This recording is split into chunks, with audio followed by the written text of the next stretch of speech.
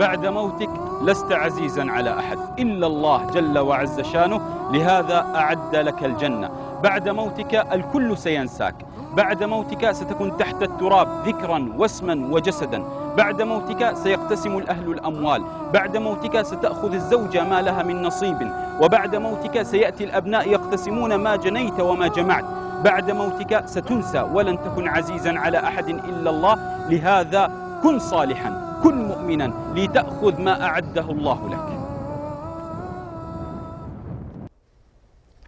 ودي أموت اليوم وأعيش باكر، وأشوف منه بعد موتي فقدني، وإنه حملني لين ذيك المقابر، وأشكر أنا كل من كرمني ودفني، وبشوف يرثيني أنا كم مشاعر، ومنه تركني وما كتب شيء. ستموت، ولربما القوم يرثونك بالقصائد ويطبلون ويزمرون ثم ينسون. هكذا هي سنة الحياة. لست عزيزا على أحد إلا الله، فاعمل عملا يؤهلك للجنة.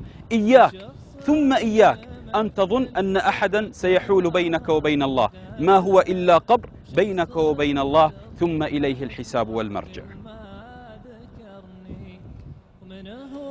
من أهلي في العزا كان حاضر، منه دعا لي في صلاته ورحمني، هذا القبر يوجد له صاحب قد حواه، ليس بهذا الأمر المهول لأنه له صاحب، لكن هذا ينتظر أحدا منا.